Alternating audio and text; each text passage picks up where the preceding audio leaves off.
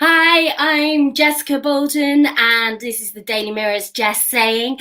I'm here today with one of the biggest bands from the last few decades. They've sold 55 million records, had 14 number ones, and are about to play Wembley Stadium in the first gigs there since before the pandemic.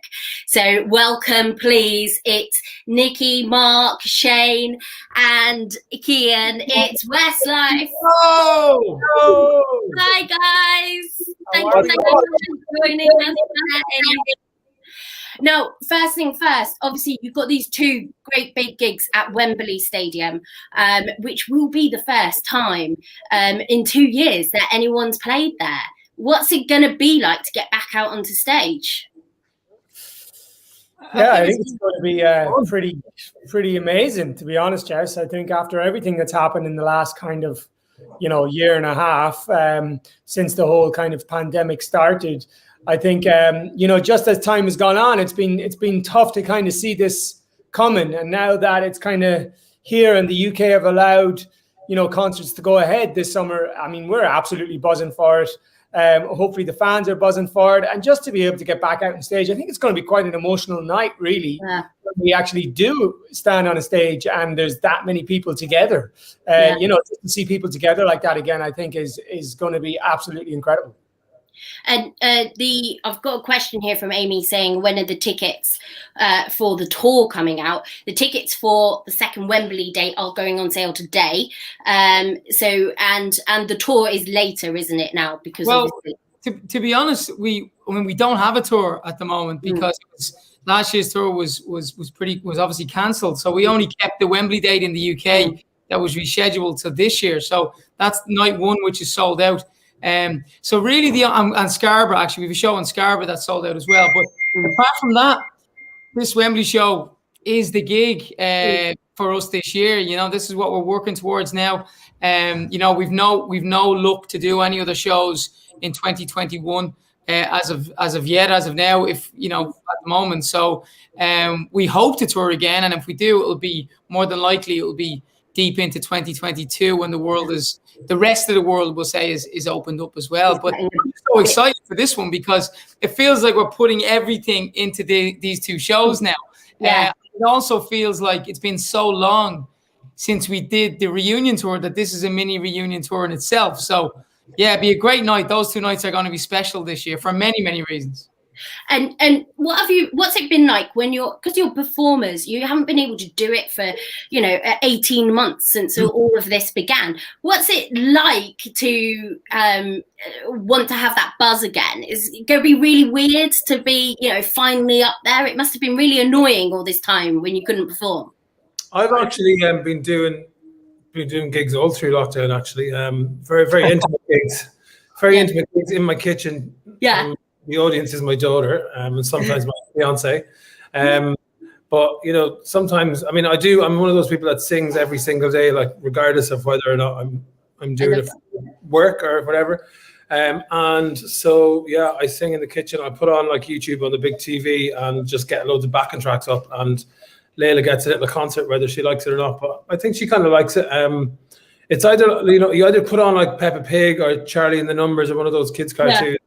Or I have to entertain her myself by singing songs. And normally she likes it. Sometimes she might kind of start screaming as if to go, no, skip this one, go on to the next one. But that's the kind of only sense of performing I've had. But I have been singing every day in fairness. So I haven't missed singing, but I've missed the crowds, missed the reaction. What I want to know, Mark, is, can you sing the Peppa Pig theme tune in Mark's voice to Layla? No, but I what I end up doing is sometimes I will mute the Peppa Pig and I will do my own voiceover in a kind of Love it. comedy way. Daddy Pig down in the basement. So I won't do the impressions there because it's probably not actually safe to do on national. I love that, and I love that you're singing in the kitchen too, because she's only little, isn't she? She's what now, coming up to 2? Is that right? She's 1.5 very soon, so that's where she's at. But she actually sings along, and she sings along whether she loves Katy Perry, she loves the Beach Boys. They're just kind of two albums that we would have played her a lot when she's getting a bit unsettled, and they settle her right back down. But she now, I mean, you could play her any song in the world. She's just like, whatever, mate, don't care. And then you put on Katy Perry and she's like, yay! You know, so. Charming. So she's a harsh critic there for you. Yeah. Yeah, Lindsay Shaw here is saying, who's the worst at homeschooling? Because you've all got kids now. So you've all had to, you know, get your hands dirty and do a bit of homeschooling. Who's the best and who's worst? I think it's best because I haven't actually done any of it. Yeah, I think it depends on the subjects. For me, anyway, Gillian's been doing most of the homeschooling. She's been amazing, especially with the languages. I kind of leave the kitchen when the languages come. Yeah. But if it's maths, I like doing the maths with the boys. The boys love maths, and I always love maths in school. So I come in for them for that subject. But it's you know, it's amazing that when you think about the children in general, what they've had to go through and stuff. And even my daughter's a lot older, and you know, she's been more or less online schooling for the last year. Yeah. Bar a few months in the middle when they went back to school, but they do full days. They do from 9 o'clock till 4 o'clock every day, and they do the regular classes. So it's amazing what the kids have done and how they've, you know, gotten through it. Because it's not easy. Because now you pretty much got your own little mini band as well. If you can put them all together to do a bit of singing, haven't you? You can have little Westlife juniors. But I know with Layla and obviously your husband Kaylin, and that was such a happy moment for you. You got married, Mark? When'd you get married, man? I called him your husband, your partner. Honestly, everyone calls him my husband, and I never correct him because, you know, he might as well be, you know. We just actually haven't done the deed yet, you know. We haven't had the big party yet, Mark. I've married you off. Sorry about that, Mark. Well, that's fine. I'd happily be married. If I click my fingers and be married today, I'd be grand with that, you know. I like that. I'm glad I haven't put pressure on you to get down on one knee now.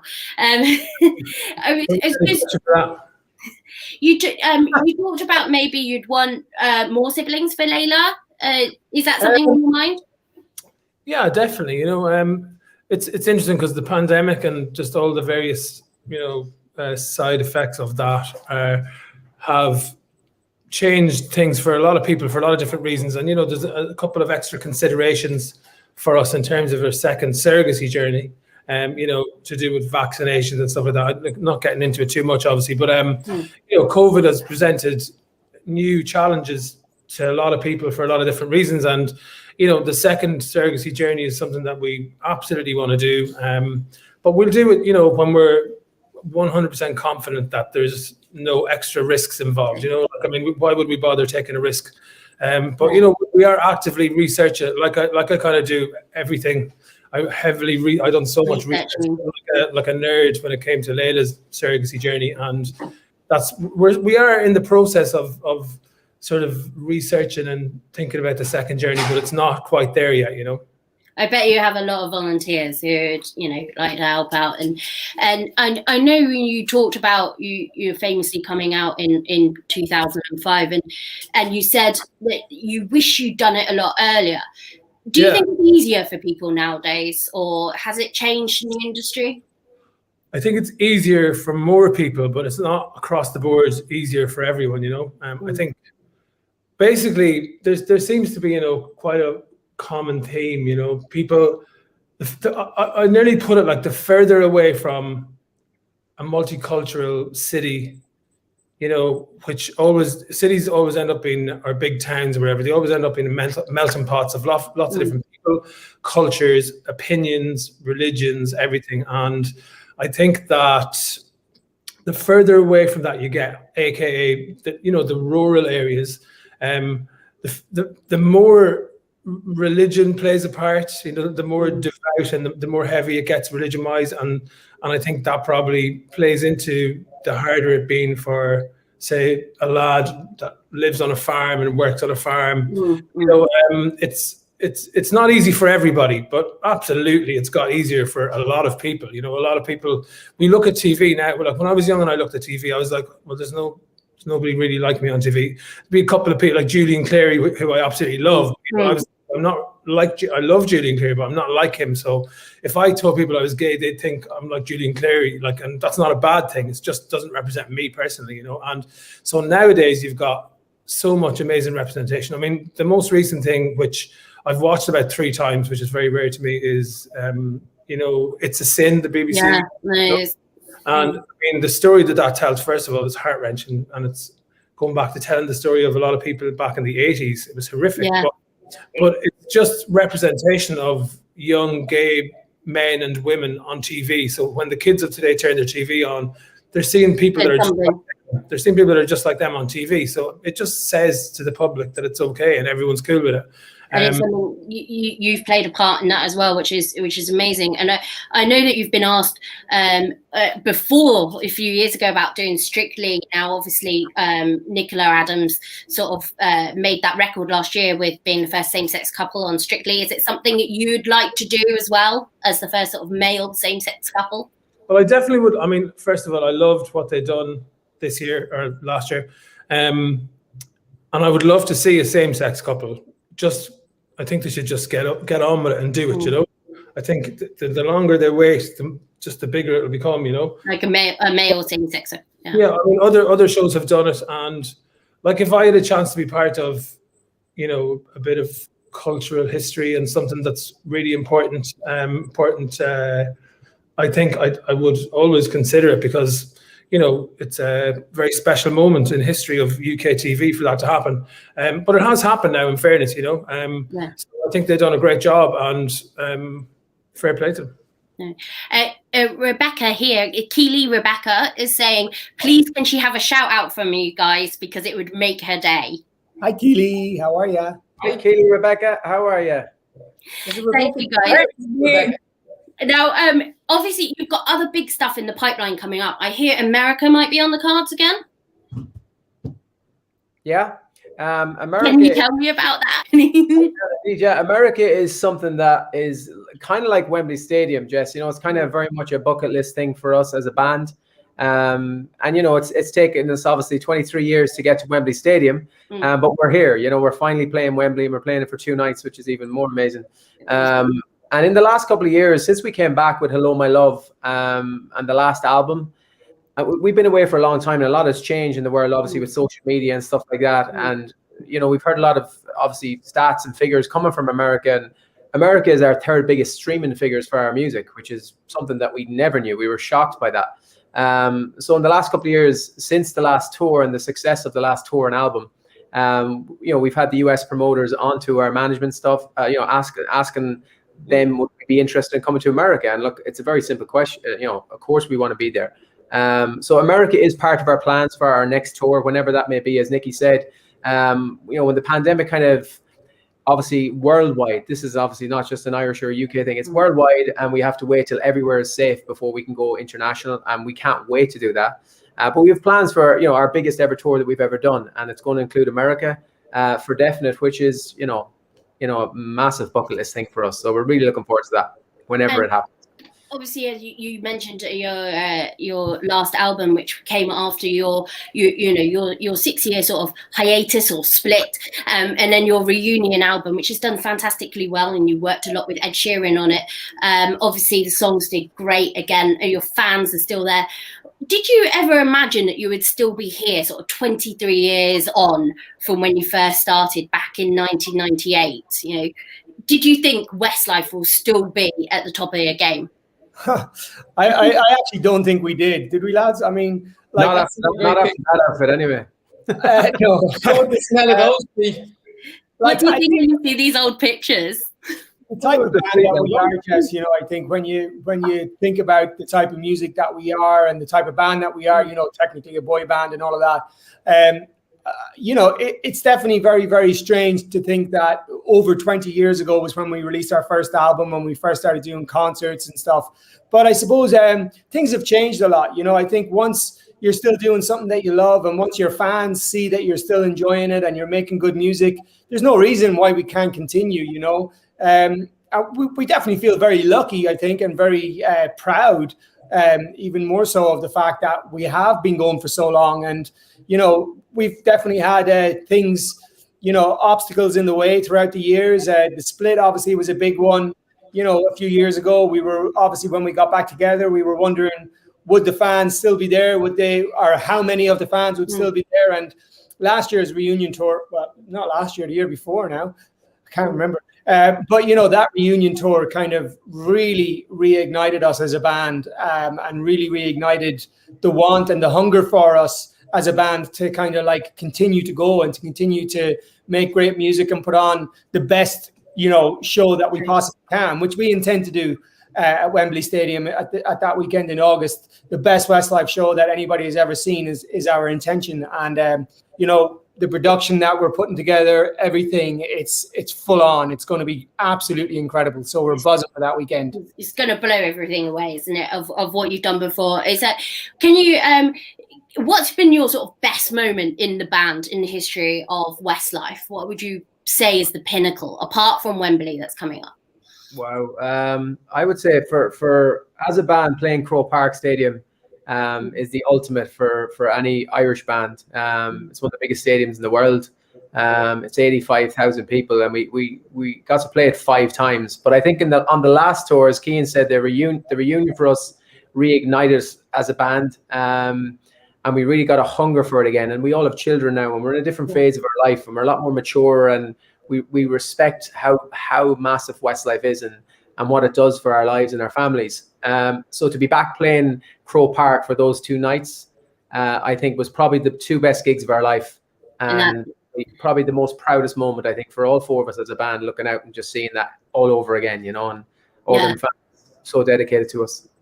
And obviously back in the day that you had all your, you know, you were touring with all of the bands. It was like peak boy band, girl band time, you know, Steps at S Club and A1 and Boyzone.